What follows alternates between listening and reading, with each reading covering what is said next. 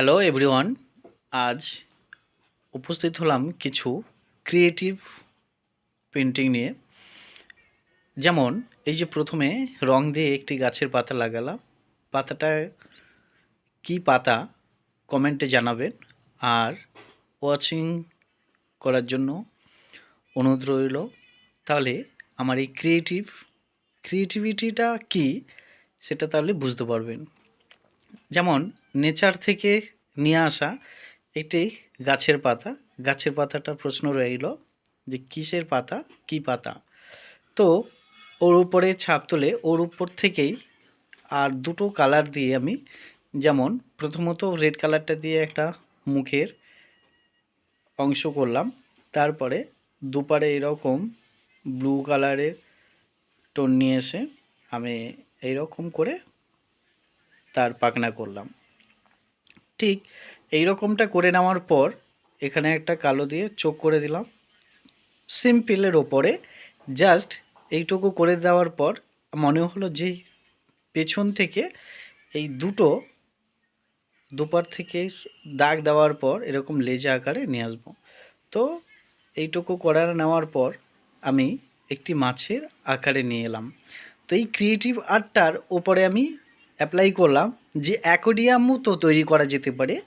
তার জন্যে এই আমার চিন্তাভাবনার ওপর আমি একটা এপার থেকে করে নিয়েছিলাম প্রথমে, দ্বিতীয়ত আরেকটা করছি ঠিক অপর দিকে তাকিয়ে আছে।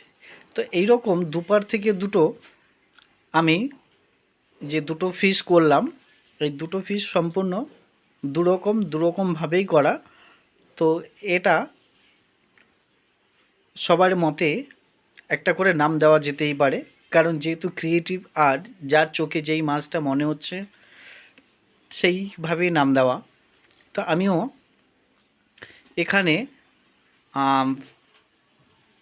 ট্রি ফিশ দিতেই পারি। তো এই ট্রি ফিশটা আমি করে নেওয়ার পর আমি আর একটু ডেকোরেশন করেছিলাম। করে নিয়ে এই যে অ্যাকোয়ারিয়ামের নিচের অংশটুকু এবার আমি করব। নিচের অংশটুকু করতে গেলে আমাকে উপরের দিকটায় রেড কালার আর তুলির নিচের দিকটায় আমি ব্ল্যাক কালার নেব। ব্ল্যাক কালারটা নিয়ে কিছুটা অংশ আমি নিচের দিকে আগে ছেড়ে দেবো। দেওয়ার পর আমি এই জায়গাগুলো টেনে দেবো। যেমন এটা একটি পাথর করার চেষ্টা, তো পাথরটা আরেকটু পরিষ্কার হবে। আমি কালারের সাহায্যে আরেকটু দেখাই, ধরে কাজ করি।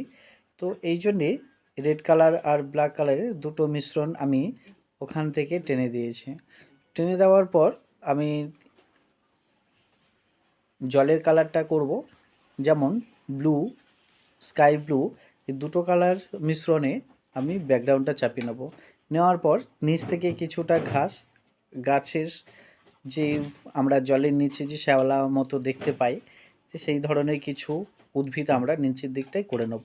তো ক্রিয়েটিভ যেহেতু আমি অতটা ডিটেলসে এখনও ধরে কাজ করিনি, তো ক্রিয়েটিভিটির জন্য আমি এইভাবে কাজ করে নিয়েছিলাম। তো বন্ধুরা, আপনাদের যদি মনে হয় এই ধরনের কাজ আরও দেখবেন, তাহলে কমেন্টে অবশ্যই জানাবেন।